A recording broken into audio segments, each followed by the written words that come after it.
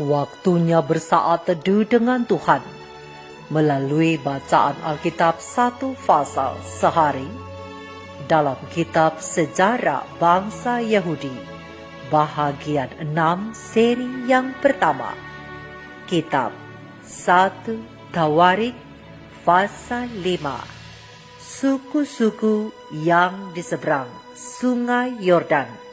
Selamat membaca, mendengarkan, merenungkan, dan melakukan firman Tuhan.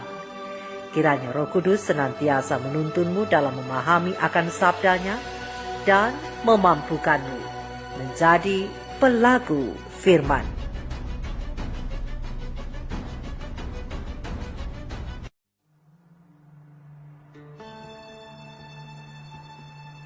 Anak-anak Ruben, anak sulung Israel.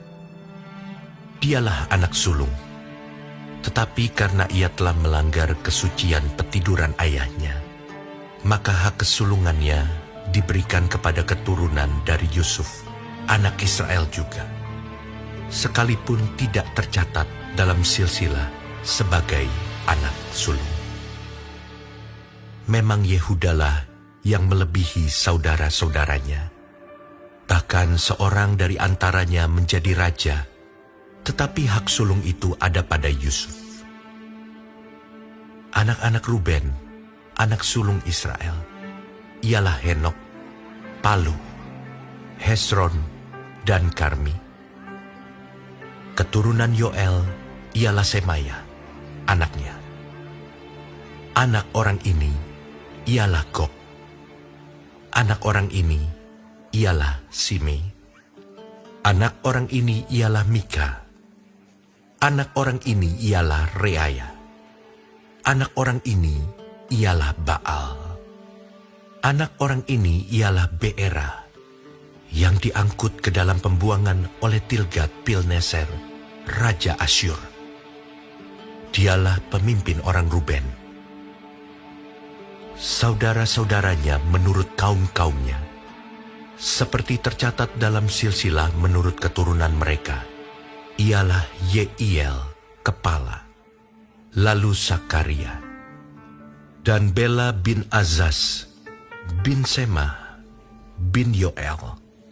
Dialah yang diam di Aroer, dan wilayahnya sampai ke Nebo dan Baal Meon. Dan ke sebelah timur wilayahnya sampai ke pinggir padang gurun yang terbentang mulai dari sungai Efrat, sebab ternak mereka telah bertambah banyak di tanah Gilead. Di zaman Saul, mereka melakukan perang melawan orang Hagri. Setelah orang-orang ini jatuh ke dalam tangan mereka, maka mereka diam di kemah-kemah orang-orang itu di seluruh sisi timur Gilead. Bani Gad diam berbatasan dengan mereka di tanah Basan sampai Salka. Yoel adalah kepala, dan Safam orang kedua. Juga Yaenai dan Safat diam di Basan. Saudara-saudara mereka menurut puak-puak mereka ialah Mikael, Mesulam, Sheba, Yorai, Yakan, Zia, dan Eber, 7 orang. Itulah anak-anak Abihail bin Huri, bin Yaroah, bin Gilead, bin Mikael, bin Yesisai, bin Yahdo, bin Bus.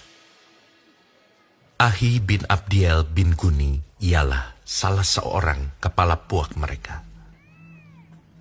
Mereka diam di Gilead di Basan, dan di segala anak kotanya, dan di segala tanah penggembalaan Saron, sampai ke ujung-ujungnya. Mereka sekalian dicatat dalam silsilah pada zaman Yotam, Raja Yehuda, dan pada zaman Yerobeam, Raja Israel. Dari Bani Ruben, orang Gad, dan setengah suku Manasye, ada 44.760 orang yang sanggup berperang, orang-orang yang tangkas.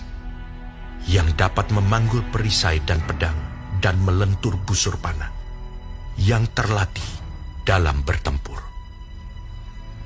Mereka itu melakukan perang melawan orang Hagri, Yetur, Nafis, dan Nodab.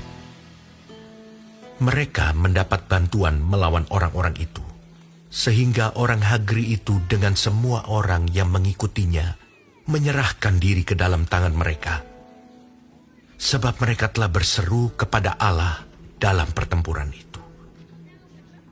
Maka ia mengabulkan permintaan mereka, sebab mereka percaya kepadanya.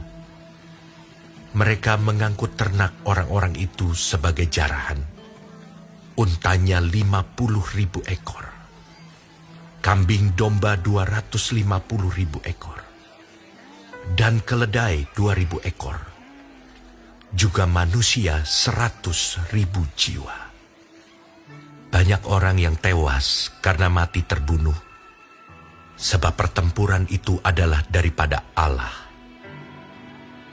Lalu mereka menduduki tempat orang-orang itu sampai waktu pembuangan. Setengah suku Manasye diam di negeri itu, mulai dari Basan sampai Baal Hermon, Senir, dan Gunung Hermon. Mereka sudah banyak jumlahnya. Inilah para kepala puak-puak mereka: Hefer, Yisei, Eliel, Azriel, Yeremia, Hodawya, dan Yahdiel. Orang-orang pahlawan yang gagah perkasa, orang-orang yang kenamaan, para kepala puak-puak mereka. Tetapi ketika mereka berubah setia terhadap Allah nenek moyang mereka, dan bersinah dengan mengikuti segala Allah bangsa-bangsa negeri yang telah dimusnahkan Allah dari depan mereka, maka Allah Israel menggerakkan hati Pul, yakni Tilgat-Pilneser, Raja Asyur. Lalu raja itu mengangkut mereka ke dalam pembuangan, yaitu orang Ruben, orang Gad, dan setengah suku Manasye. Ia membawa mereka ke Halah, Habor, Hara, dan sungai negeri Gozan. Demikianlah mereka ada di sana sampai hari ini.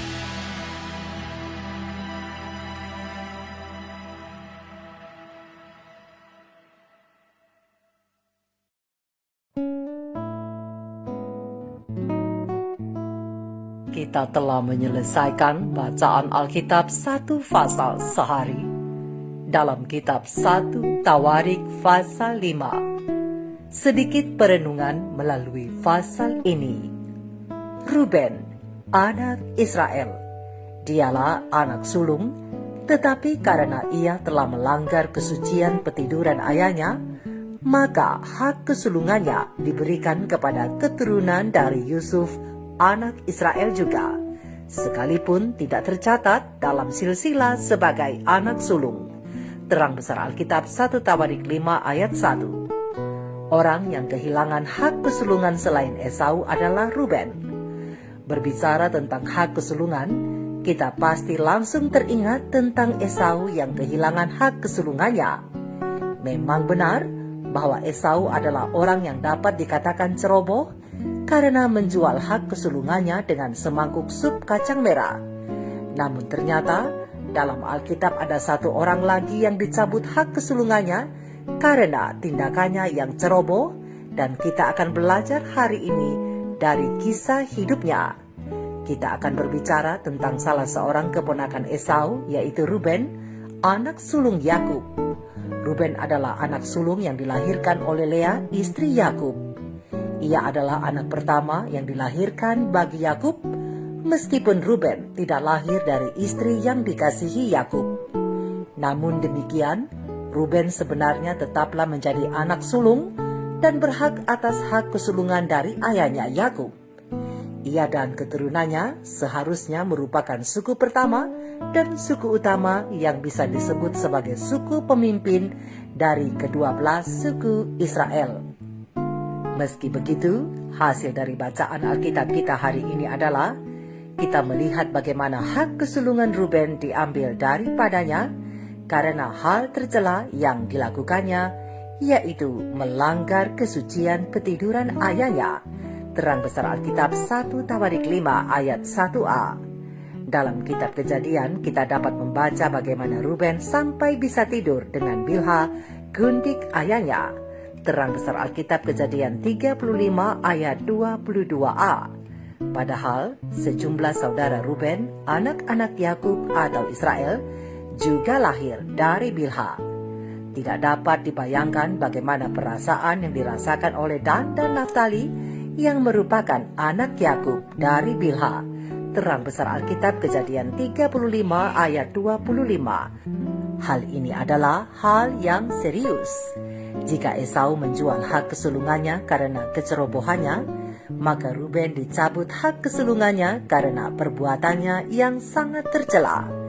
Alkitab menulis bahwa hak kesulungannya dialihkan kepada keturunan Yusuf, meskipun Yusuf tidak tercatat sebagai anak sulung. Terang besar Alkitab 1 Tawarik 5 ayat 1b. Hal tersebut sebenarnya juga sudah diucapkan Yakub dalam perkataannya sebelum ia mati, di mana Yakub mengatakan bahwa Ruben tidak lagi menjadi yang terutama karena telah menaiki tempat tidur Yakub dan melanggar kesuciannya dengan tidur dengan gundik ayahnya. Terang besar Alkitab Kejadian 49 ayat 4. Bahkan, konsekuensi perbuatan Ruben ini terus terbawa hingga zaman Musa, di mana perkataan penghabisan Musa terhadap suku Ruben pun adalah, biarlah mereka jumlahnya sedikit. Terang besar Alkitab Ulangan 33 ayat 6. Jika kita perhatikan pun, suku Ruben tidak mendapatkan tanah perjanjian yang seharusnya. Tanah perjanjian yang Tuhan janjikan sebenarnya adalah tanah di seberang Sungai Yordan sebelah barat. Tetapi suku Ruben justru lebih memilih tanah di sebelah timur Sungai Yordan, dan mereka meminta tanah tersebut bagi suku mereka. Terang besar Alkitab Bilangan 32 ayat 1-5. Suku Ruben pun tidak mendapat bagian dalam tanah perjanjian, walaupun mendapat tanah lain yang cukup luas di luar tanah yang dijanjikan Tuhan.